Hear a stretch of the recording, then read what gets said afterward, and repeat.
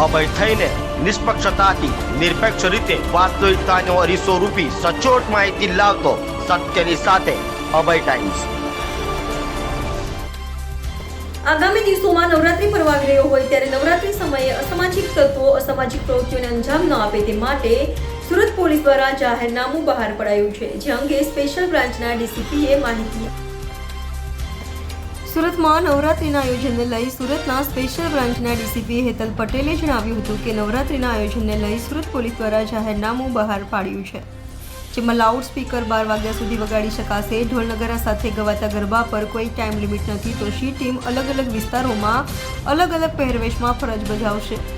ઘોડી સવારો તેમજ ડ્રોન સર્વેલન્સનો પણ આ વર્ષે ઉપયોગ કરાશે। રાજકોટની ઘટના બાદ ડોમમાં નવરાત્રીના આયોજકોને તમામ સ્ટ્રક્ચર બાબતે તપાસ પછી મંજૂરી મળશે। ગયા વર્ષે 17 આયોજકોએ મંજૂરી લીધી હતી, તો આ વર્ષે 13 આયોજકોની અરજી મળી છે તેમ જણાવ્યું હતું। તો બંદોબસ્તને લઈ જણાવ્યું હતું કે બાઇક પેટ્રોલિંગ તેમજ બોડી વોર્ન કેમેરા સાથે પોલીસ ફરજ બજાવશે।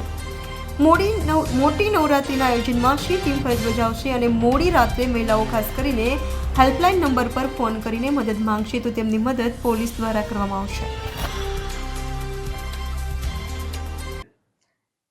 સુરત શહેર પોલીસ તરફથી ખાસ કરીને દીકરીઓ માટે કે જે વેશભૂષામાં પરંપરાગત વેશભૂષામાં મોડી રાત સુધી ગરબે રમવા માટે જતી હોય છે, એના માટે એક સૂચનાઓ બહાર પાડી છે, ગાઈડલાઇન બહાર પાડી છે કે જેથી એની સતર્કતા સાથે જો એ ફોલો કરે તો એના પરિવારજનોને અને એને સારી રીતે અનુકૂળતા રહે।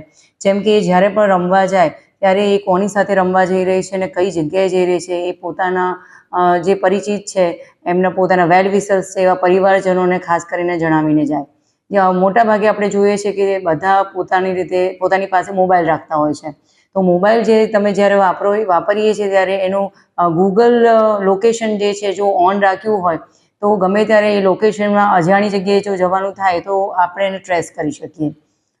એક વસ્તુ ખાસ છે કે અજાણી વ્યક્તિ પાસેથી લિફ્ટ લેવાનું ટાળો।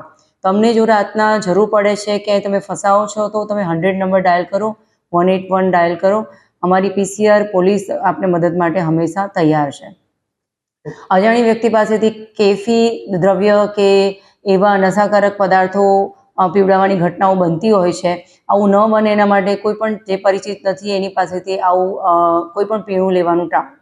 જે સોશિયલ પ્લેટફોર્મ ઉપર બહુ ટૂંકી મુલાકાત કે ફ્રેન્ડશિપ થઈ હોય એવા માણસો સાથે પણ અજાણી જગ્યાએ જવાનું ટાળો। ઘણીવાર આપણને એવું બનતું હોય છે કોઈ જગ્યા જવા માટે આપણે શોર્ટકટ પકડતા હોઈએ છીએ, આવા શોર્ટકટ નહીં અપનાવતા ભીડભાડવાળો રસ્તો પસંદ કરવો જોઈએ, જેથી ક્યારે પણ તમને મદદની જરૂર હોય તો આપણને તરત જ મદદ મળી રહે। જય હિન્દ।